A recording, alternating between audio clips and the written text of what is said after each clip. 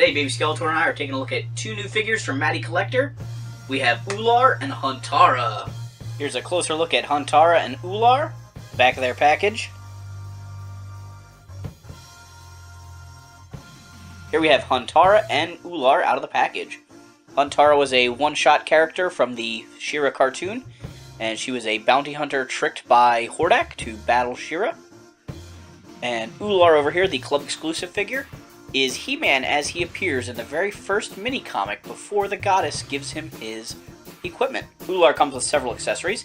He has this long barbarian spear. He has a sword, very similar to one Teela uses in that same mini-comic. And he comes with a vintage toy head. This is the first time in Classics we've had a head for He-Man that looks exactly like his vintage figure. The last thing that comes with Oo-lar is the Fall of Eternia mini-comic. This is part 1, called Homecoming. And it basically tells the beginning of the story of what happens after He-Man returns to Eternia, after going into the Tri-Solar Galaxy and fighting with the New Adventures characters to help save the universe. It's a decent comic, but I wish it focused more on Masters of the Universe characters I actually cared about. It's basically all about new characters we've never seen before. Huntara comes with 2 laser swords, one for each hand. They actually hook into her back there. I would have really liked it if they had included unignited handles for the laser swords, because it's really weird with her wearing them on her back with the blades out. But in the cartoon, she did carry the handles around on her back. In addition to the laser swords, she also came with an axe. This axe was actually supposed to come with Oo-lar, but there was some sort of a snafu in paperwork, and at the factory they included it with her. Both figures turned out really well. Huntara was a fan choice figure who was voted on at Comic-Con, I believe. And Oo-lar obviously has been a highly desired and speculated figure for quite some time. Oo-lar seems like a pretty basic figure, but he actually has quite a bit of new tooling.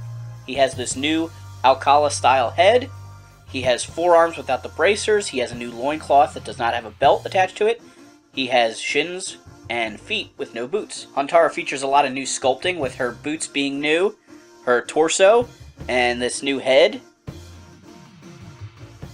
Got this great ponytail. It's pretty flexible, so we don't have to worry about that breaking off. I love the mohawk and the little tattoos on the side of her head. Here's Battle Armor He-Man rocking the new vintage style head. I think I'll be displaying it on this figure because Battle Armor He-Man was actually the first He-Man figure I owned as a kid.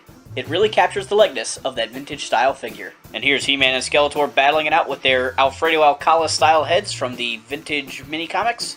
I don't have the Green Goddess to pose with Oo-lar. She's one of the few Motu Classics figures I don't have.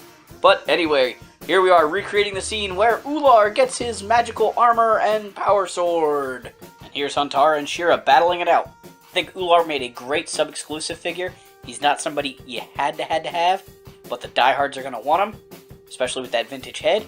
I think Huntara turned out great, looks just like she did in the Filmation cartoon, and was an excellent choice for a character at this point in the line when we have pretty much got all the A-listers now, and now we're starting to hit B and C listers. So, awesome choice there, fans, but I'm still waiting for Lord Mask. This has been an Action Figure Adventures video. Do Baby Skeletor a favor, hit that like and subscribe button.